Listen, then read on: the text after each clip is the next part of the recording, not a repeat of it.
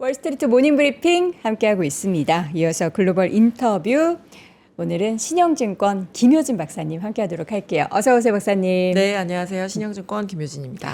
요즘 엄청 바쁘시죠?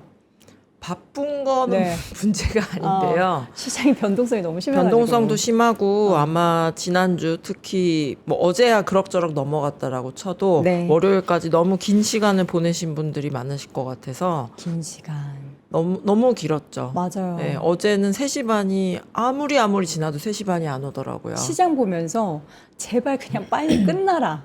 이런 생각을 중간에 좀 하긴 했어요. 되게 많은 분들이 그런 생각 하셨을 것 같고 맞아요.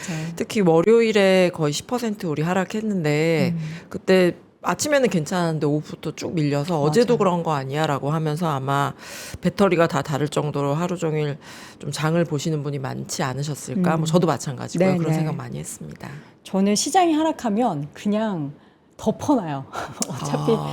어차피 뭐 이렇게 하락하겠지 해서 한 3시 20분쯤 해가지고 얼마나 하락한다 이렇게 보는 그런 습관이 최근에 좀 생겼는데 생각해 보니까 이 변동성의 극심함이 네. 6월부터 시작돼가지고 예. 지금 7월을 넘어서 7월 중순까지 너무 힘들어요. 전쟁을 치르고 있는 그런 느낌이에요. 정말로 전쟁보다 더한 것 같고 저는 사실은 이렇게 유튜브에 댓글 같은 걸 많이 보진 않는데 요즘 정말로 많은 힘듦을 목임 탐해네요. 네네. 힘듦을 토로하시는 분들이 있으신 거를 이제 보면서 되게 많이 속상하기도 하더라고요. 맞아요. 네. 그 속상한 마음을 어떻게 이제는 좀 덜 속상할 구간으로 들어오는 중인지. 그래서 오늘 말씀드릴 네. 부분은 어때요? 거의 다 빠졌는가?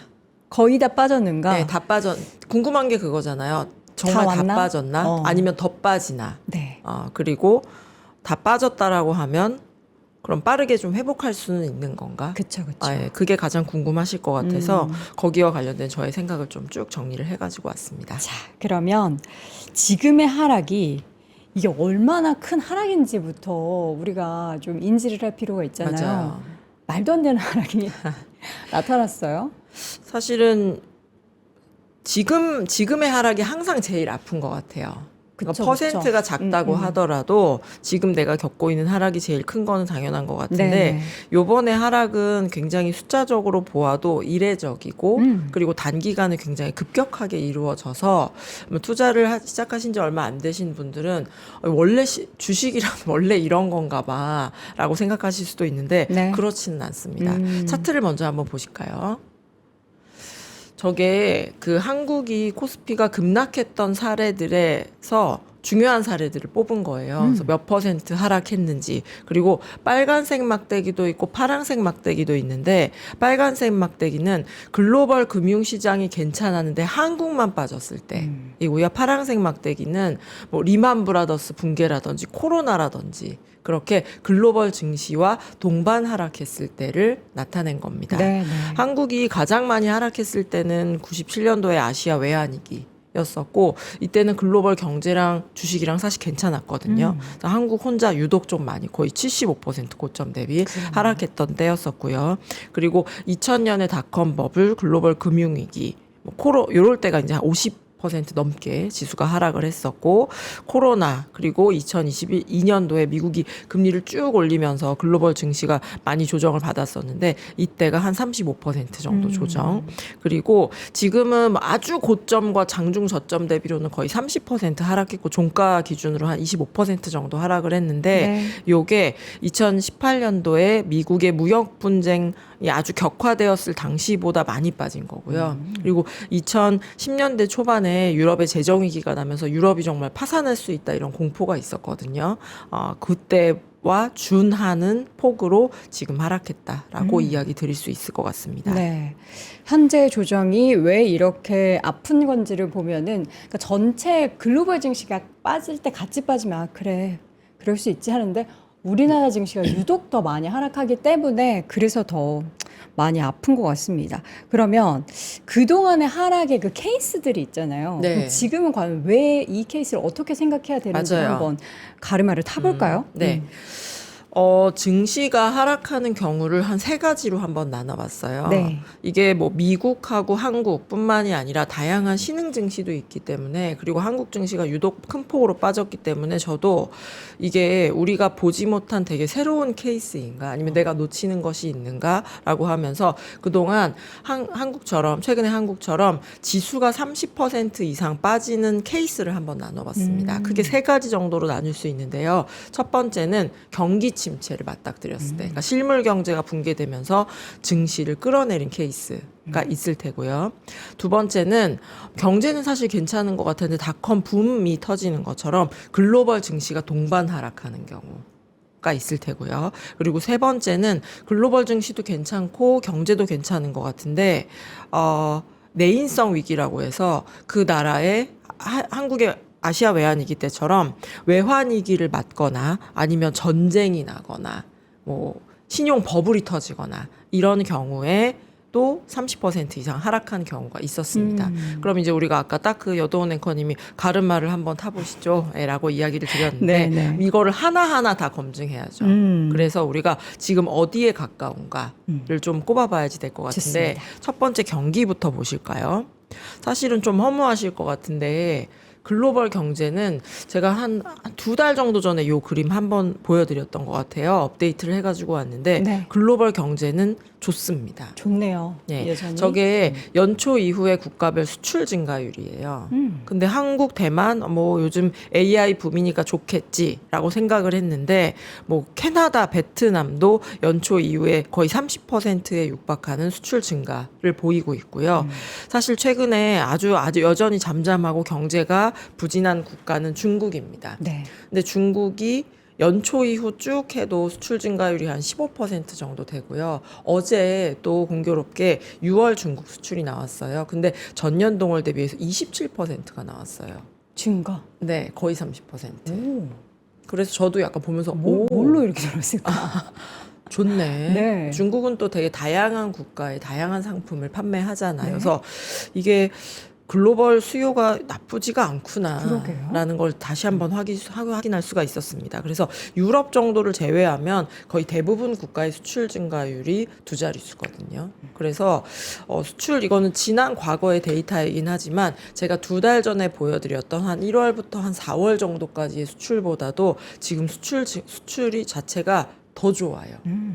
그래서 이게 이후에는 좀 지켜봐야죠. 이후엔 지켜봐야지 되는데 지금까지 경제 어떠냐, 그리고 최근의 경제가 어떠냐라고 하면은 글로벌 경제는 순항 중이다. 그러게. 네, 라는 이야기를 드릴 수 있겠습니다. 경제가 순항 중이고. 네. 그래서 첫 번째 우리가 혹시나 우려했던 케이스. 우리는 경제가 괜찮다고 생각했는데 저 멀리서부터 경제가 안 좋아지면서 이게 갑자기 뒤통수를 맞은 것처럼 증시가 우리가 먼저 꺾인 걸까? 그건 아니다라는 거 우리 하나 해결했고요. 네. 두 번째는 아마 많은 분들이 좀 찜찜해 하시는 케이스일 것 같은데 뭐 이렇게 얘기 들어보니까 경제는 그냥 그럭저럭인 것 같고 글로벌 미국 증시도 괜찮다고 하는데 우리가 먼저 맞을 가능성은 없는 것인가?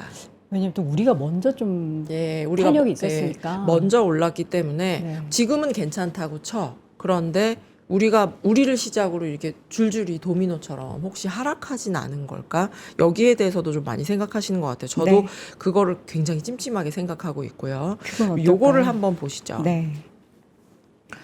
제가 한 달 전인 것 같아요. 나와서 고점에는 어떤 신호가 있었을까? 글로벌 압착이 나타나야 정말로 이번에 AI 랠리가 끝났다라고 이야기 드릴 수 있을 것 같습니다. 라는 이야기를 드렸었습니다. 네. 잠시 리마인드를 드리면은 저는 지금의 AI 랠리가 닷컴 붐하고 비슷한 궤적을 그리고 있다고 생각해요. 닷컴 붐과 비슷하다. 네. 뭔가 부정적인 측면에서 비슷한 건가요? 뭐 그때는 네. 주가가 아주 급등했었고 네네. 나중에는 결국 급락을 해서 우리가 닷컴 붐이랑 비슷하다면 우리도 뭐 더 하락한다는 거야라고 생각하실 수 있을 것 네네. 같은데 그때도 신기술, 인터넷 혁명이라는 것이 글로벌 경제와 주식을 이끌었었고요. 네. 그리고 이런 것들이 글로벌 증시에 전방위적으로 영향을 미쳤기 때문에 궤적이 비슷하다. 그러니까 우리도 언젠가 뭐 엄청 하락할 겁니다. 거기에 방점이 있다라기보다는 아주 단기간에 급등했던 시장에서 사람들이 했던 선택과 지금도 비슷하지 않을까라는 생각을 하는 겁니다. 그래서 제가 주목하는 거는 닷컴 붐 때 마지막까지 시장이 진짜 가파르게 올랐거든요. 근데 마지막에 시장에서 어떤 시그널들이 나왔을까? 저는 그게 궁금한 거예요. 그래서 이 보고 계신 차트는 뭐냐면 2000년 3월이 닷컴 붐의 고점이었어요. 그래서 마지막 3개월에 사람들이 어떤 선택을 했을까를 봤더니 나스닥 지수, 그 당시에 대장주였죠. 나스닥 지수는 마지막 3개월 동안에 무려 40%가 올랐습니다. 3개월 만에 40%. 네, 여행커님 눈이 동그래지시는데 제가 저 당시에 주식을 하고 있었다라고 한다면 못 팔죠.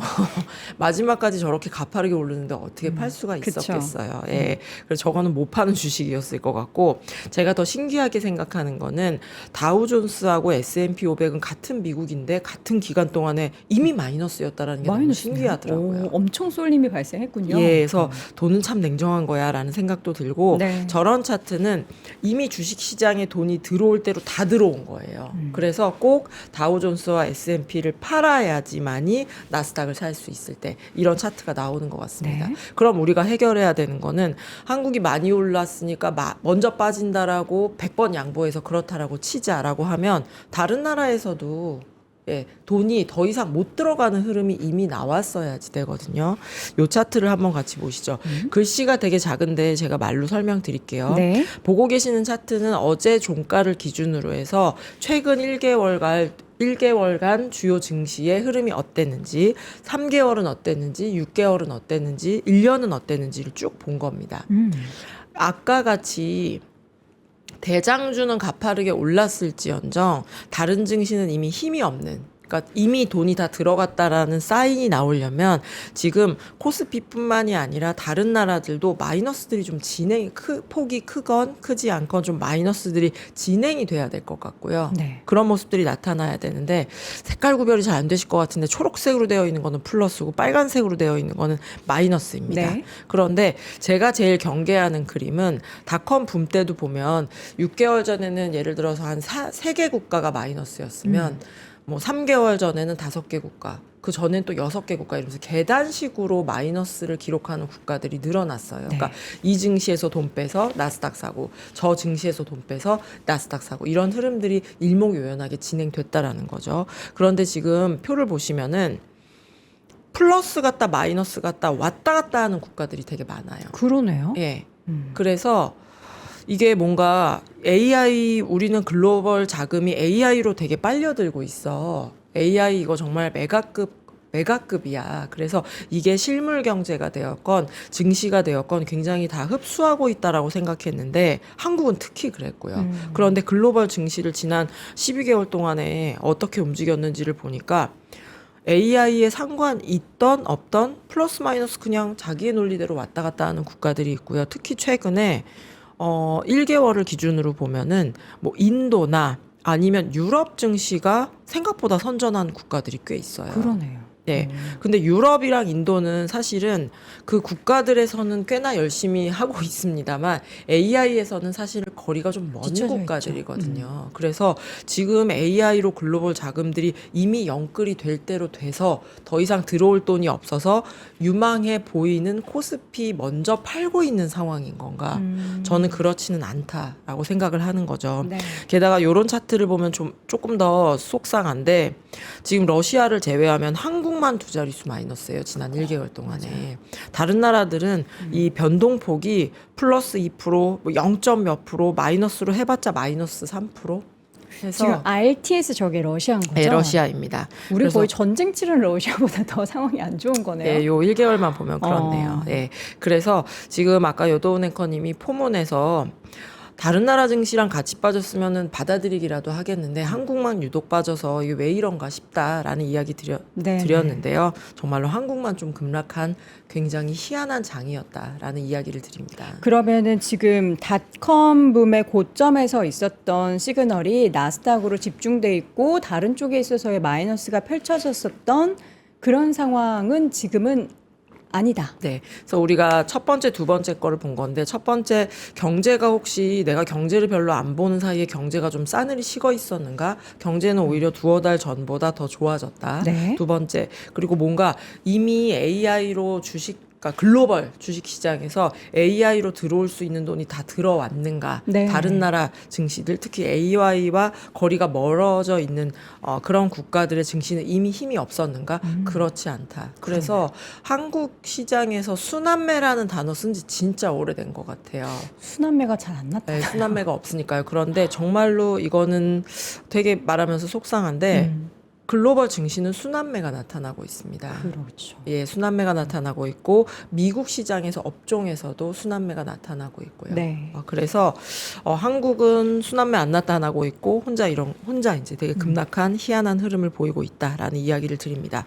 그러면 우리가 마지막으로 좀 봐야 될 거는 그럼에도 불구하고 그럼 1번 케이스도 아니래. 2번 케이스도 아니래. 그럼 뭐란 말입니까? 많이 올라서 네. 떨어지는 건가요? 그리고 우리가 한국의 기업들이 굉장히 막대한 이익을 벌고 우리가 이제 뭐 리레이팅을 할 거야. 멀티플도 제대로 평가를 받을 거야라고 했는데 이렇게 변동성이 심하고 급락을 하다 보니 우리가 정말로 신흥시장의 속성을 많이 가지고 있나 이런 생각들도 아마 냉정하게 많이 하셨을 거예요. 그래서 저는 뭐 미국의 케이스, 뭐 유럽의 케이스도 중요한데 혹시 신흥국에서는 별일이 없어도 이렇게 30%씩 퍽퍽 빠지는가를 봤어요. 아, 신흥국 시장의 특징 때문에 그럴까? 조금 봐요. 자존심 상하는 비교이기는 하지만 신흥시장의 데이터를 다 넣은 다음에 네. 30% 이상 빠졌을 때 어떤 일들이 있었는지를 쭉 봤습니다. 네. 표를 보시면은 세 가지 정도의 그룹으로 나뉠 수가 있더라고요. 네. 아시아 외환위기처럼 통화위기가 발생했을 때, 통화 그러니까 외환위기 맞았을 때 그거는 아니잖아요. 너무 거리가 멀죠. 네. 예. 그리고 두 번째는 지정학 위기, 그러니까 미사일 위기가 나타나거나 러시아가 크림반도 병합하고 요 정도 급이었을 때 그것도 아니죠. 그것도 아니죠. 네. 그리고 자국의 신용 버블이 붕괴했을 때, 혹은 중국의 뭐 리오프닝이 실패했을 때. 이것도 좀 거리가 먼데. 예.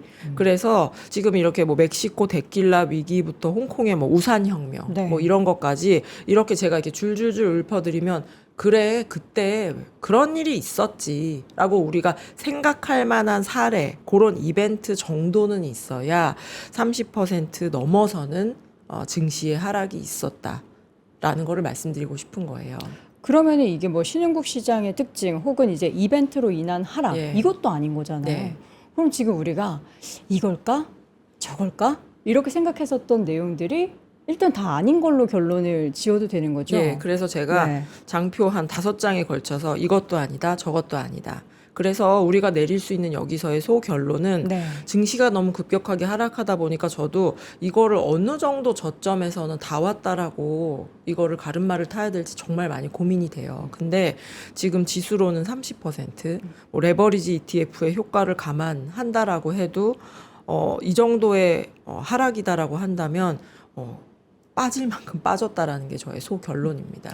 빠질 만큼 빠졌다. 여러 가지를 다 역사적인 데이터적인 부분들을 봤을 때는 일단 빠질 만큼 빠졌다인데 그렇다고 우리가 여기서 올라갈 거예요. 혹은 여기서 이제 안 빠질 거예요라고 또 이야기하기가 참 어려워요. 네, 어렵죠. 네. 그래서 지켜봐야 될 포인트들을 제가 몇 개 가지고 왔는데 저는 이게 이렇게 예쁜 모양으로 올라가기는 좀 어려울 거라고 생각해요. 그러니까 앞으로의 시장이 예. 왜냐하면 이게 다 마음의 상처들을 받았고 너무 받았어. 그리고 자신이 없어졌죠. 조금 두렵죠. 예, 두렵죠. 네. 두렵고 그리고 어제 미국의 소비자 물가가 예상치를 하회하면서 일단 한숨 돌렸다. 우리 안 그래도 되게 마음이 작아져 있는데 엎친 데 덮친 격으로 물가도 높게 나오고 막 이거저거 보탰으면 너무 피곤했을 것 같은데 다행히도 미국의 물가는 예상치를 하회했습니다. 네. 그런데 어제 워시 의장이 의회에 가서 이러저런 이야기를 했잖아요. 사실은 저도 이렇게 쭉 보면서 왔는데 그렇게 만만한 이야기들을 하진 않았어요. 그래서 이 물가에 대해서 우리는 그렇게 계속해서 이게 잘못된 물가를 끌고 가진 않을 거야. 잘못한 건 잘못했다고 해야지 지난 5년 동안은 좀 잘못한 것 같아. 이러한 이야기를 약간 어떻게 보면 직설적이랄까요. 이런 이야기들을 했기 때문에 앞으로 당장 7월에 금리 인상 확률은 어제 소비자 물가가 예상치를 하회하면서 좀 십몇 %로 아주 낮아졌지만 또 전쟁 지금 하루하루 뉴스가 이제 왔다 갔다 하고 있는데 유가는 국제 유가는 다시 69불 갔을 때 진짜 기분 좋았는데 다시 80불까지 올라온 상황이거든요. 그래서 이 금리 인상이 인하 가능성은 확실히 좀 이제는 완전 제껴야 되나 보다. 그리고 금리와 관련해서도 이게 9월일지 12월일지 혹은 내년 초일지 예단하기는 어렵지만 금리를 올릴 거긴 올릴 건가 보다라는 이야기를 우리가 베이스 시나리오로 삼아야지 될 것 같고 네. 금리 올리면 주가는 어떻게 반응할까? 싫어한다라고 우리가 생각하잖아요. 부담스러워하고 예. 지금 돈을 많이 조달해야 하는 예. 여러 가지 기업들 입장에서는 굉장히 안 좋은 환경이긴 하죠. 예. 근데 요거를 그래서 이전에 미국이 금리를 올렸을 때 제 기억에는 올리기 전에 불확실성이 커서 별로 안 좋아했던 것 같고 시장이 좀 짜증을 냈던 것 같고 초반까지는 어느 정도의 속도로 어떻게 올릴지 모르기 때문에 그때도 좀 주가가 부정적으로 반응했던 것 같고 그 이후에는 괜찮았던 것 같은 기업들도 사실은 있거든요. 오히려. 예, 왜냐하면 금리를 올린다라는 거는 물가를 잡으려는 목적들도 있지만 경제가 어느 정도 받쳐주니까 금리도 올리는 경우들이 많았었거든요. 그래서 실제로 꼽아보니 차트를 한번 같이 보시면 네. 이런 그림입니다. 선이 뭐 어떤 건 아래로 갔다 어떤 건 위로 갔다 정신이 없는데 이 금리 인상을 진행하면서 주가 지수들이 어떻게 움직였는지 경로를 본 거예요. 네. 미국 S&P 500 기준입니다. 아주 아래로 내려간 적도 있고 위로 금리 인상을 하거나 말거나 주가가 위로 쭉 뽑았던 그런 적도 있는데 결국 금리를 아주 급격하게 우리가 2022년에 봤던 것처럼 아주 급격하게 올리지 않는다라고 하면 평균적으로는 금리를 한 번, 두 번 정도 올릴 때까지는 주식시장이 이거에 대해서 부담을 느끼더라고요. 아까 이야기 드렸던 것처럼 금리를 어느 정도 속도로 올릴지 그리고 어느 정도까지 올릴지 아직 감이 안 오죠. 사람들도 지금처럼 이 사람은 이 얘기하고 저 사람 저 얘기하고 연준 안에서도 의견이 갈렸을 수도 있고요. 그래서 이때까지는 주가가 좀 부정적으로 반응을 하다가 이 이후가 지나가게 되면 그래 뭐 경제 괜찮지 않나? 이 정도 금리 인상을 이겨낼 수 있지 않나? 그리고 되게 서서히 올린다라고 한다면 뭐 이 정도는 뭐 끌어안고 갈 수 있다라는 판단으로 오히려 주가 지수들은 우상향하는 경우가 많았습니다. 네. 그래서 이번에도 지금은 금리를 사실은 우리 돌이켜 놓고 보면 트럼프 대통령이 워시 의장하고 친분이 있다고 알려져 있고 그래서 신임 의장 취임하자마자 금리를 내려줄 거라는 기대도 굉장히 많았잖아요. 그런데 지금 금리 올린다고 하니까 되게 어리둥절하실 것 같은데 제가 저번에 나서 그런 이야기 드렸던 것 같아요. 지금은 금리를 인하하는 게 오히려 좋지 않다. 금리 인상하는 게 오히려 투자자 입장에서도 아주 급격하게 올리는 것보다 완만한 인상이라면 더 좋습니다라는 이야기를 드렸어요. 어제 물가가 예상치를 조금 하회했다라고는 하지만 미국의 물가는 여전히 3%대 중반에 머물러 있고 요즘에 전쟁과 관련된 뉴스 플로우 보시면은 아실 거예요. 이게 끝이 아닌가 보다. 마음을 놓을 수 없다.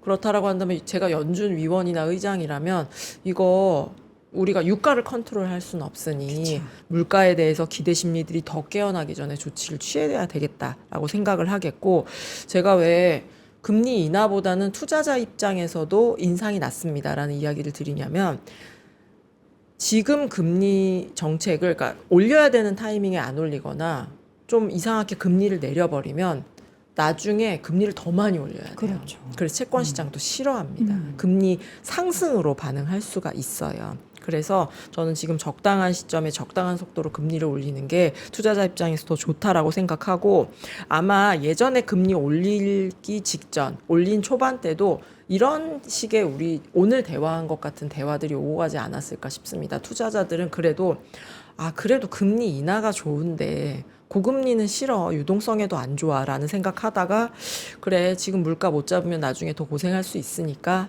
금리를 서서히 올린다면 인정라고 하면서 아마 주식이 또 긍정적인 반응을 하지 않았을까 싶은데 그래서 얘기가 길었는데 다시 돌아오면 네.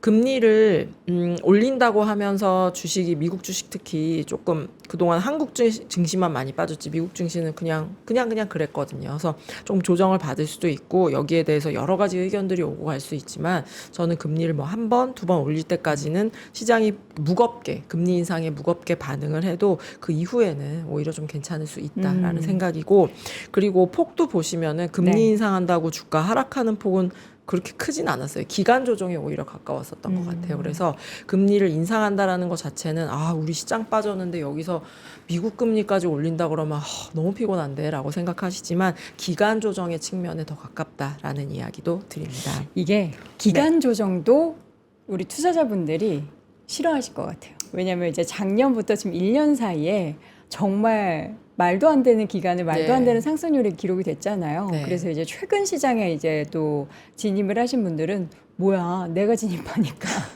내가 시장이 시작하니까 이렇게 왜 기어 다 이렇게 생각하면은 답답하고 이제 다들 부자가 될 때 빠르게 부자가 되고 싶잖아요. 그쵸. 천천히 부자가 되는 것도 어쨌든 부자가 되는 거지만 빠르게 부자가 되고 싶으신 분들에게는 이런 기간 조정도 굉장히 힘드실 테지만 어쨌든 하락은 네. 거의 이제 끝이 온 거는 맞고 그리고 우리 리스크 중에서 일단 금리 같은 경우에도 죄송합니다. 발작이라기보다는 이렇게 서서히 올리는 게 시장에서는 잘 받아들일 만한 상황이 또 펼쳐질 거다. 네. 또 다른 이슈는 지금 시장에서 사실 수급이 재료를 이긴다. 이런 얘기 맞습니다. 되게 많이 나왔어요. 네. 요게 아마 마지막으로 말씀드리고 네. 마무리하면 될 것 같은데 최근에 레버리지 ETF에 대해서 굉장히 사회적인 이슈가 되고 있고 사회적인 비용을 우리가 치르고 있는 것 네네. 같아요. 그런데 이게 옳다 그르다를 이야기 드리기보다는 어디에서 사람들이 많이 샀는지를 우리가 데이터로 확인할 필요는 있는 것 같습니다. 지수대 중에서. 예, 그래서 마지막 차트를 보시면 네네. 이게 세로축에 뭐 6,800, 7,000 밑에가 이제 9,000에서 9,200 되어 있는데 각 지수대별로 단일 종목 레버리지 ETF 순매수 금액이 어디가 제일 많은지를 본 겁니다. 쭉 많은데 7,600에서 7,800도 많고요. 특히 8,200에서 8,400에서 단일 종목 레버리지 ETF 순매수가 4조가 넘어요.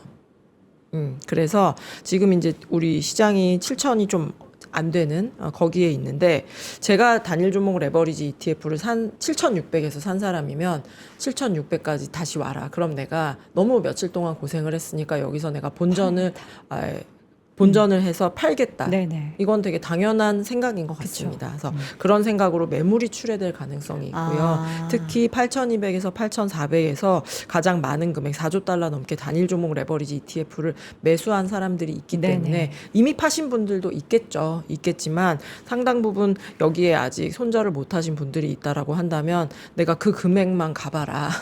저기서는 내가 팔리라. 아마 그런 생각을 많이 하실 것 같아요. 그래서 이거는 사실은 투자자 입장에서는 옳다 그르다도 있지만 저 지수대에 많이 샀으므로 저기서는 한번 걸릴 수 있다라는 걸 염두에 두시는 게 더 중요한 것 같아서 요 차트까지 말씀드립니다. 그러니까 여러분 요새 기사들에서 레버리지 투자에 대한 이야기들 진짜 많이 들리는데 사실 매도를 하고 나간 수급은 전체 수급의 10% 정도밖에 안 되더라고요. 그러니까 손절한 네. 수급이죠. 그리고 나머지는 물타기.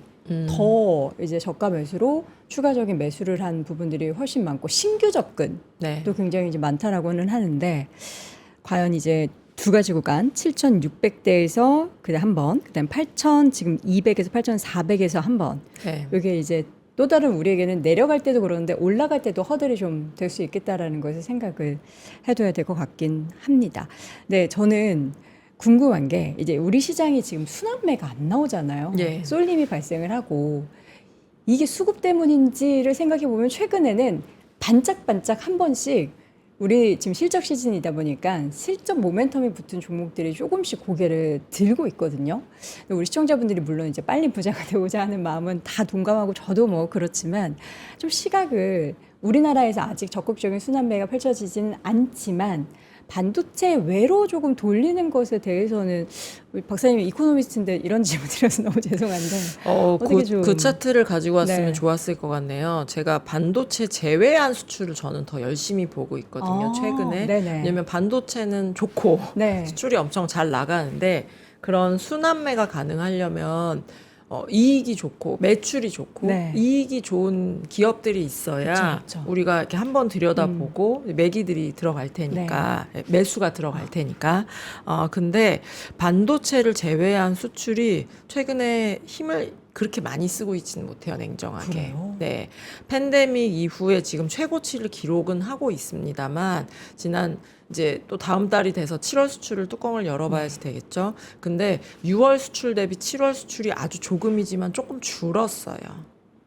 그래서 우리 자동차, 철강, 정유화학 같은 것들이 전년 대비해서 수출이 마이너스를 기록하고 있어요. 그래서 우리가 뭐 반도체, 삼성전자, 하이닉스의 이익이 너무 좋아서 쏠린 것도 있었지만 다른 종목의 매출이나 이익 성장이 그렇게 뚜렷하지 않기 때문에 쏠린 것도 사실은 있거든요. 다만 이렇게 화장품이나 의약품, 바이오 같은 것들은 수출이 잘 돼요. 수출이 잘 되고 특히 화장품 같은 것들이 수출이 많이 잘 됩니다. 네네. 근데 이제 전체 수출에서 차지하는 비중이 뭐 3% 그쵸, 정도, 적죠. 2-3% 정도밖에 되지 않기 때문에 이 전체 수출을 밀어올리기에는 좀 역부족이고 그래서 순환매도 아주 일시적인 순환매 제가 말씀드렸던 화장품 같은 것들도 이익도 되게 좋은 걸로 알고 있어서 되게 관심을 받을 수는 있지만 이게 바톤 터치를 반도체에서 매끄럽게 할 수 있냐 아니면 굉장히 좀 시장을 우리 이렇게 되게 견조하게 끌고 갈 수 있는 그런 동력이 있냐라고 한다라고 하면 냉정하게 이거는 너무 그 골리와 그 아주 어른 헤비급의 가윗과 어른과 골리앗. 아이의 싸움이 네. 아닌가라는 생각을 합니다. 결국 그러면 지금 주가의 변동성이 뭐 전체 시장이 다 네. 크고 반도체 관련된 종목들이 크긴 하지만 그래도 실적을 뜯어보면은 가장 매력적인 것은 메모리 반도체 관련한 종목일 수밖에 없다라는 네. 결론입니다. 다음 주나 뭐 다다음 주에도 우리가 이런 얘기를 하지 않았으면 좋겠는데 그러니까 저는 뭐 말씀해 주신 것처럼 차라리 기간 조정이 좋겠어요. 근데 이 변동성의 폭이 좀 줄었으면 좋겠다는 생각이 들거든요. 그러니까 어제도 지금 밤사이에 SK하이닉스 ADR 주가가 막 한 30% 가까이 급등을 하다 예. 보니까 저는 그런 상승은 이제 안 봤으면 좋겠거든요. 이게 뭐 냉탕과 온탕이 아니고 너무 극심하다 보니까 많이 피로하실 것 같고 네. 제가 이 이야기는 좀 드려야 될 것 같아요. 아마 이제 트레이딩을 잘 하시거나 저보다 투자의 선배님들이 3%에 나와서 좋은 조언 많이 해주셨을 것 같은데 기간 조정이고 변동성이 죽지 않은 데서는 고점에 사고 저점에 파는 그런 실수들이 더 많이 나와요. 왜냐면 우리 사람이잖아요. 그러니까 오르나 보다. 이제 반등인가 보다. 사고 그다음에 또 내려가면 또 아니었나 하면서 또 팔고. 근데 이게 그냥 제가 웃으면서 이야기 드리는 게 아니고요. 저도 그런 실수 한 적이 있습니다. 아닌가? 나는 기간 조정이라고 생각했는데 다시 가나? 올라가나? 역시 또 있나? AI인가 보다. 그러고 샀다가 또 아니고 또 아니고. 그래서 제가 일부러 그 단일 종목 레버리지 ETF를 어느 지수대에 많이 물려 있는지를 보여드린 거예요. 그래서 꼭 그 지수대에 한번 턱 걸리고 그렇진 않겠습니다만 지금 저 지수대를 되게 다시 보고 싶어하는 사람이 많고 네. 그 지수대에 팔고 싶어하는 사람도 많기 때문에 지금 이렇게 기간 조정일 때는 이 트레이딩을 하시는 이벤트 걸 같은 거를 보고 지향. 한다라고 하면 이거는 승률이 매우 낮습니다.